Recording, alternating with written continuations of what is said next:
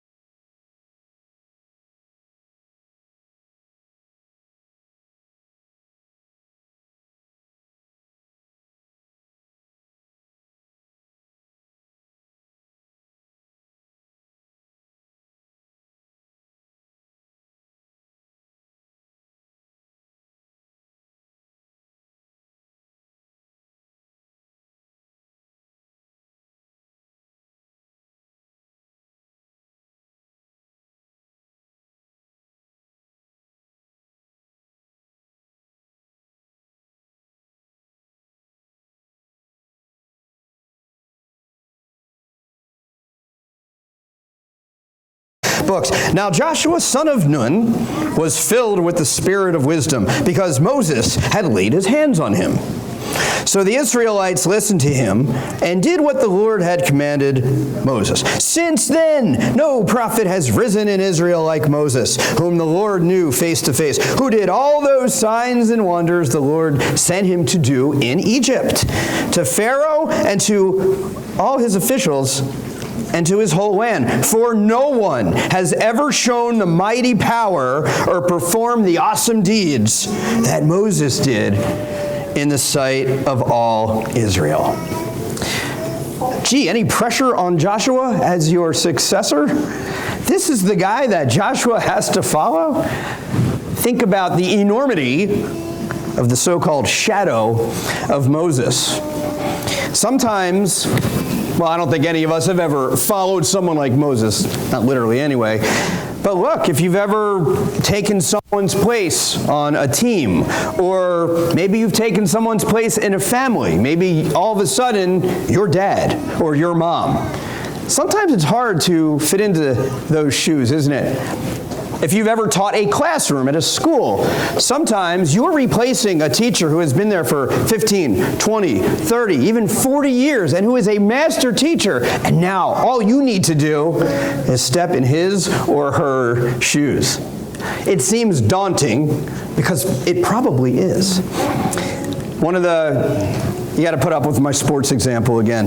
Mickey Mantle. We all heard of him, one of the greatest players of all time. I do not like the New York Yankees, but this is a really good illustration, so I have to give him credit here. Mickey Mantle, before he started in the major leagues, was anointed the next star, the next big one. There was an inordinate amount of pressure on Mantle when he was in the minor leagues. Now, this was before Twitter and Facebook, and the world was black and white, and dinosaurs roamed the earth. It was a long time ago. Oh. Well, I'm exaggerating a little bit about the dinosaurs. Sorry, Kyle. Isn't it funny? Every kid thinks that anything before 1996 is like, what? No cell phones? Anyway, so where was it? So Mickey Mantle, right? They wanted to give him number 6 on his uniform. You know why?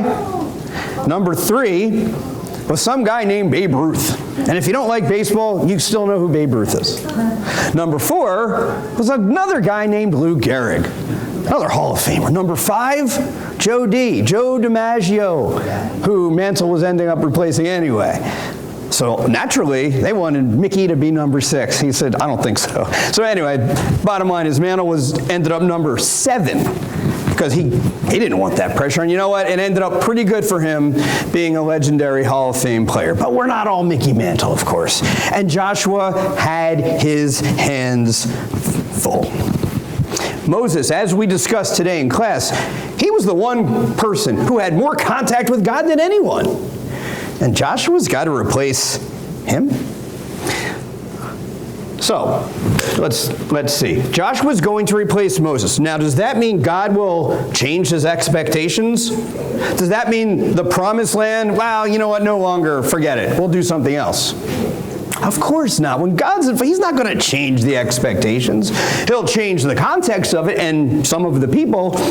The promised land remains the promised land, as we're going to see. Joshua, again, a lot of pressure, but he was destined to turn this promise into a reality. Who was Joshua? Well, he was the son of someone named Nun, N-U-N. He belonged to the tribe of Ephraim, and as we discussed just this very morning in class, he was introduced in Exodus 17, the battle of the Amalekites, where Joshua is on the front lines doing a lot of the battling, and you've got Moses and Hur and Aaron on a hill, and every time Moses' hands are up, they're doing well, and then when his hands go down, Joshua's losing the battle. But we all know what happens. Joshua and the Israelites prevail. And Joshua also accompanied Moses when he went to Mount Sinai. Moses would stay there for 40 days, 40 nights. In other words, Joshua he had a pretty significant role. I would think he got a pay increase quite a bit. The name Jesus is Greek. You know what that Hebrew name really is for Jesus? It's what? Yeshua, right? Joshua. So you could probably say whatever Israel received in the promised land, they received through the hand of their Joshua. Whatever we receive in our lives, we do it through Jesus Christ, who is really our Joshua. Different person, of course, but you get the point with the names. And again, Joshua was not exactly a young man when God had called him. In fact, a little bit later, when he breaks down the walls and he goes to Jericho, right? He's roughly 100 years old. Not easy to do that, is it? I would imagine. So that's where we are. Let's start. We'll do what we usually do, go through a couple verses at a time. First two verses, this is Joshua now being installed as leader. After the death of Moses, the servant of the Lord said to Joshua of Nun, Moses' aide, Moses, my servant, is dead. Now then, you and all these people get ready to cross the Jordan River into the land I am about to give them to the Israelites. We'll stop there. The land I am about to give them. It's one thing when if you have children and you keep telling them, hey, get ready, it's time for school. Get ready, it's time for church. Get ready, it's time to do this or that. Get ready, get ready, get ready. When God says it, get ready to cross the Jordan River. I'd say that takes on a different meaning. Joseph, at the tail end of Genesis 50, this is verse 24. Joseph says to his brothers, after he's about to die, he says, I'm about to die, but God will surely come to your aid and take you up out of this land to the land he promised on oath to Abraham, Isaac, and Jacob. Get ready to cross the Jordan River. Wow, what a statement. By the way, who was baptized in the Jordan River? Some Bible trivia there. Yes. Some guy from Nazareth, right? Jesus. Jordan River, significant. Always be prepared. This is significant too. I think it's always important for all of us to be ready to answer God's call. Let us be like Isaiah, who says, here am I, send me. Now, about 40 years prior to this, the Israelites were there. I mean, they were getting ready to enter the promised land. What happened? Well, Moses sent not one, not two, not three, but 12 spies to check out the promised land. And how did that go? Well, for about 10 of them, 10 of the 12, it didn't go so swimmingly. They were scared. Look at all these people. They're giants and they're big. We'll never be able to get in there. This is too hard. What about the other two? The other two came back and gave a much different report. In fact, these two spies said, we should go up and take possession of the land, for we can certainly do it. Those two spies were Joshua and Caleb. They trusted God. Now, they lost the vote, unfortunately, which led to 40 more years of wondering what an incredible waste that was. You know what they say about insanity, right? The definition of insanity is doing the same thing over and over again and expecting different results. This was a shame. This was I'd say it was a failure on their part. In the 13th century, a guy by the name of Niccolo Polo, who was Marco Polo's father, he was a European, an Italian man. He and some other people actually entered China and met with Kublai Khan, who was the emperor at that time. And Kublai Khan was so impressed with Polo and his crew about this thing that they called Christianity. And they evangelized to them, and they taught them about Jesus and the Word. And this was great, and it went so well that the emperor, Kublai Khan, said, you know what, go back to Europe and then return with a bunch of other people so they can outreach to all of us. Well, it sounded great in theory.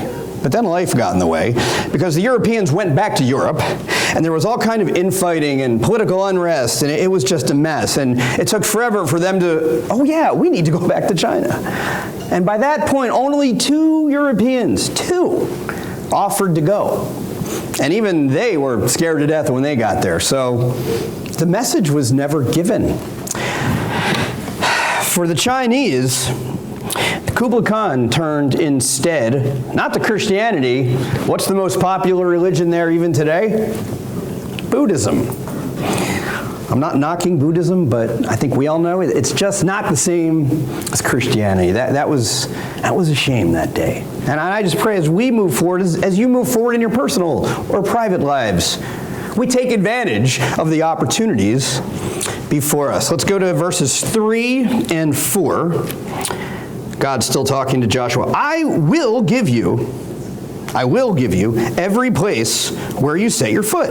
As I promised Moses, your territory will extend from the desert to Lebanon, and from the great river, the Euphrates, all the Hittite country, to the Mediterranean Sea in the west.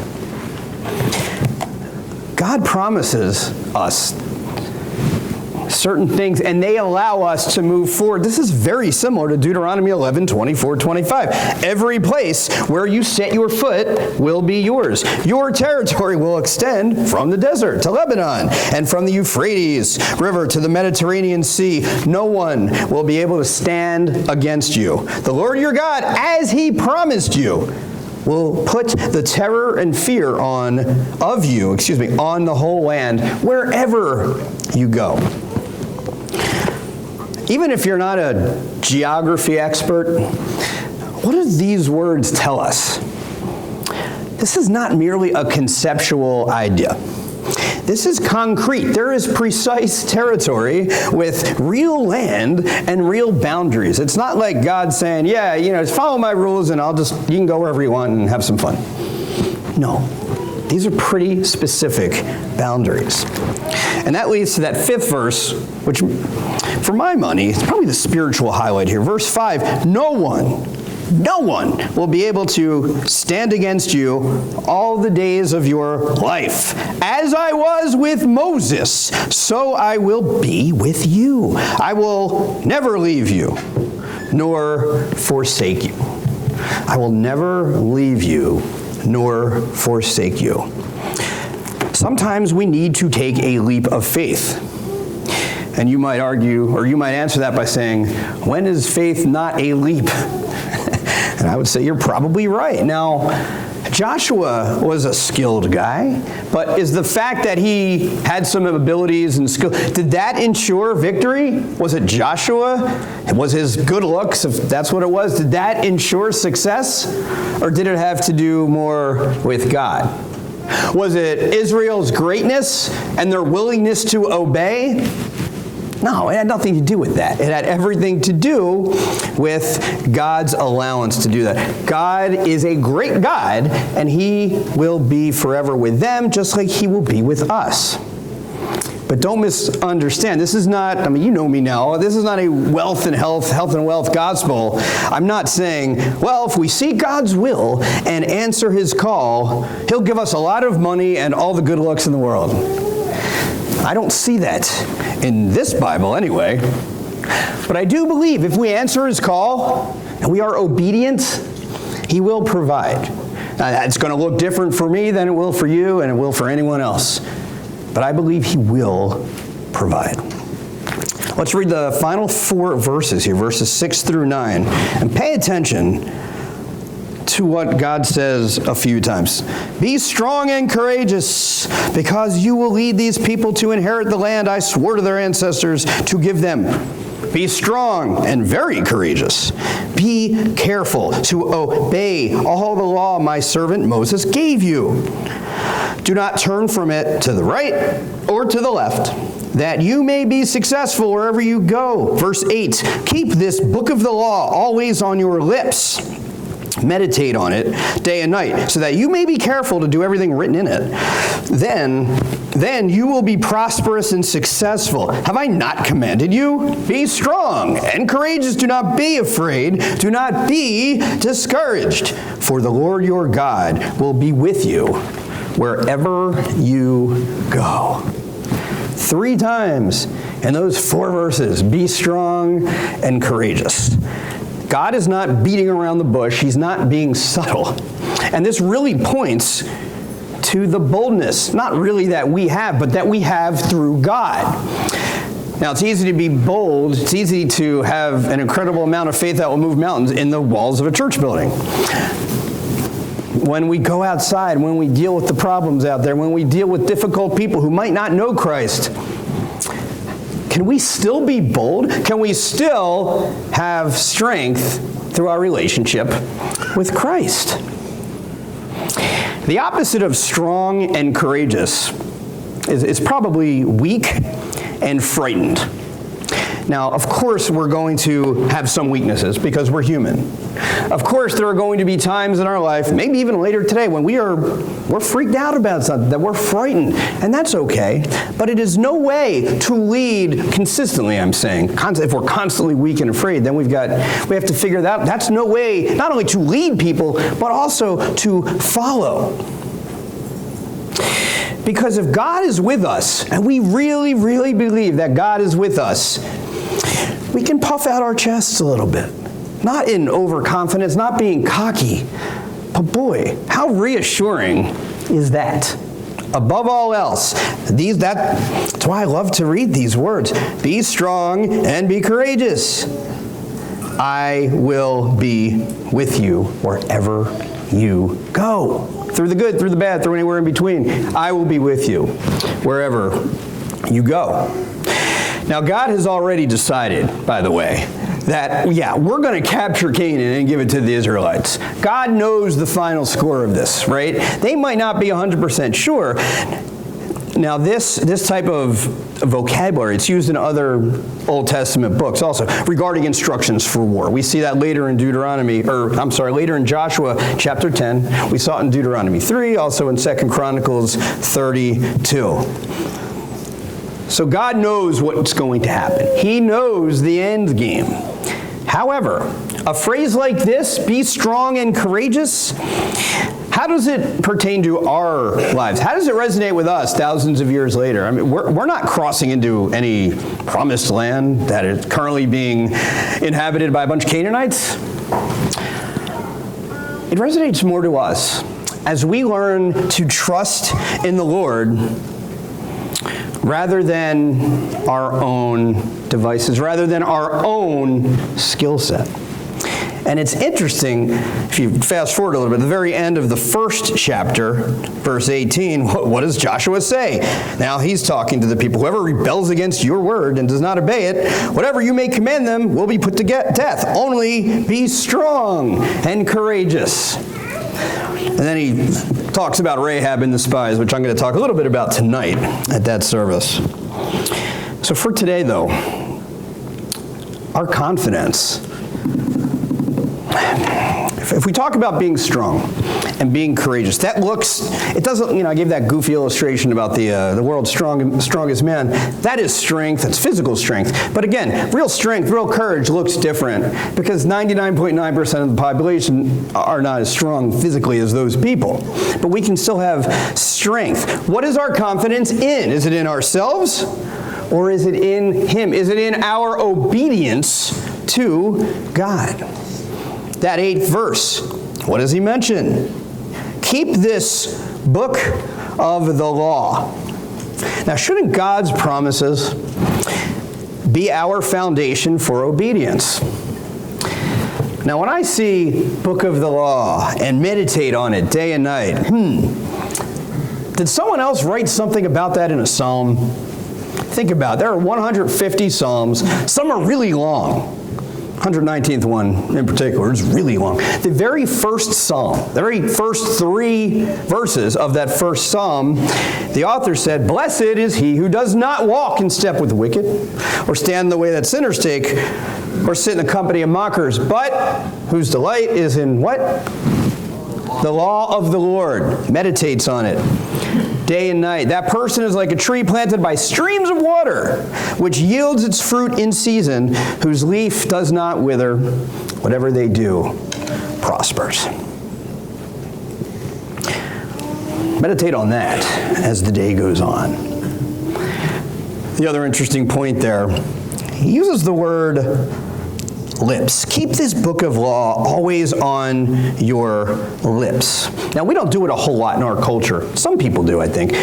Back in antiquity, and even in other places today, when they read Scripture, whether it's the Old or New Testament, a lot of people do read it out loud, even when they're by themselves.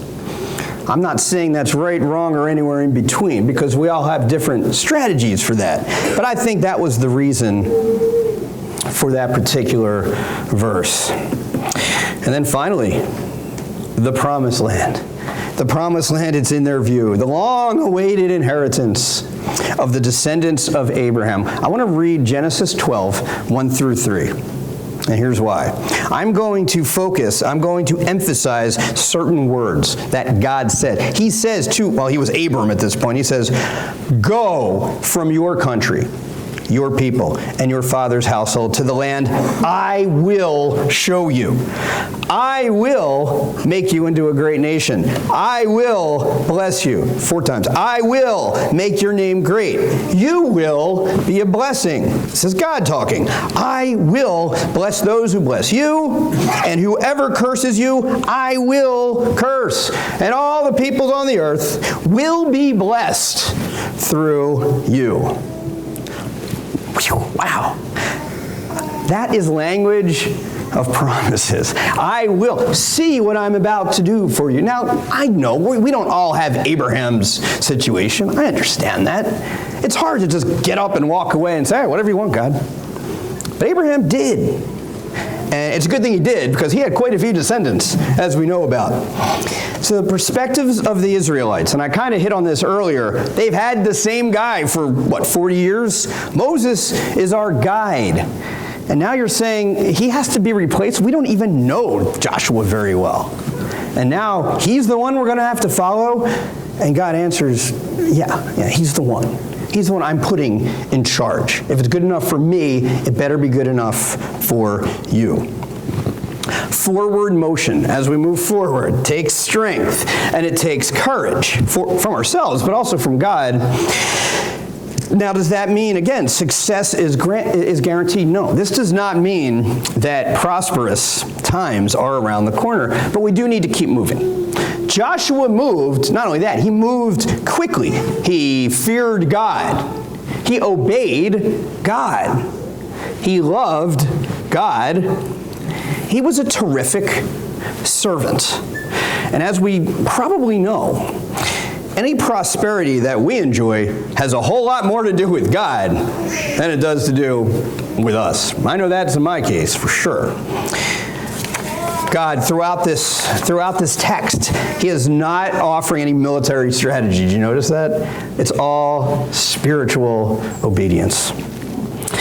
And that final line that we looked at, verse 9, repeats the promise from verse 5. God will be with him wherever he goes. In other words, depend not on your abilities, Joshua. Depend on me. So what happens to Joshua? I mentioned in brevity the Rahab story, which I'll talk about later tonight. Eventually, the Hebrews, of course, are led across the Jordan River. They conquered Jericho and a bunch of other stuff that I'm not going to talk about. He dies at the ripe young age of 110.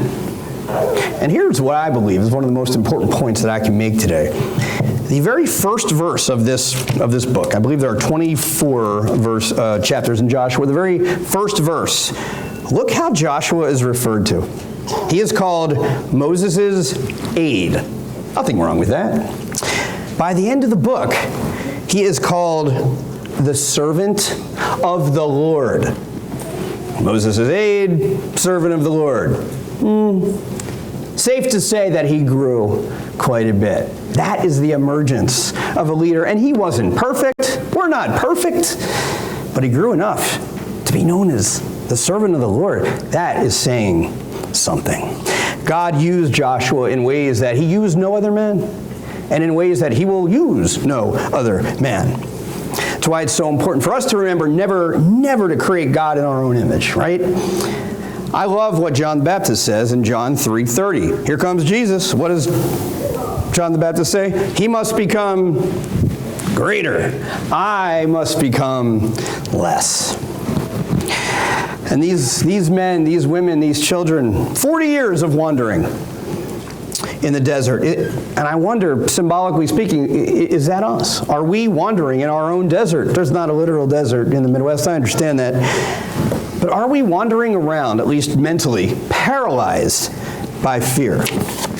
Or do we believe that There are going to be some difficult steps along my journey, you might be saying. But God will put us in situations where we are in the position to succeed. Now, we also have that pesky thing known as free will. And I say that sarcastically, of course. Sometimes our free will is the wrong free will, right? We make crazy decisions. We all do. But at least I'd rather have the ability to do that than not. So he will put us into situations where we can succeed. And this includes change. This includes personal change. This includes professional change. This includes change throughout a congregation. But through it all, God constantly transforms us. That's part of the sanctification process. So instead of enduring that, let's embrace it.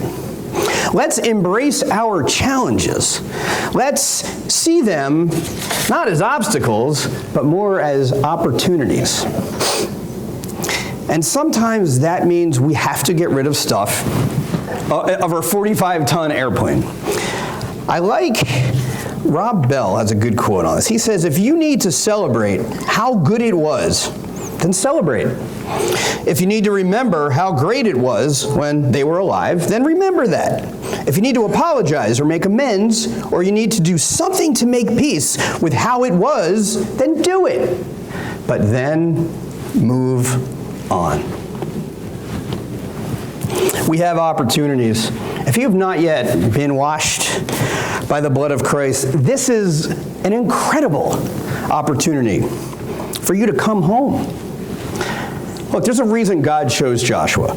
He chose him, well, he believed, I don't know, we don't know. We don't know all the reasons, of course, but one thing we do know is God loved Joshua. He chose him out of love. He chooses us. He calls us because he is a loving God. He is love. He showed his love through Jesus Christ. Our sins were transferred to him. He paid our penalty. Who does that? Well, God the Father certainly does. Now we know that you don't need a preacher to tell you this on a Sunday morning. Life is not easy. It was not meant to be easy, but we do have hope. We have hope, and that hope leads to faith. I heard it said once that hope is hearing the music of the future, and faith is having the courage to dance to it. Once we become believers, once we are baptized, once we can call ourselves Christians, we are not only connected to Christ, which of course in and of itself is wonderful. We are connected to all those who are also connected to Christ. That's where the incredible and amazing fellowship comes in, because we know when you walk where Jesus walks, you are walking on solid ground.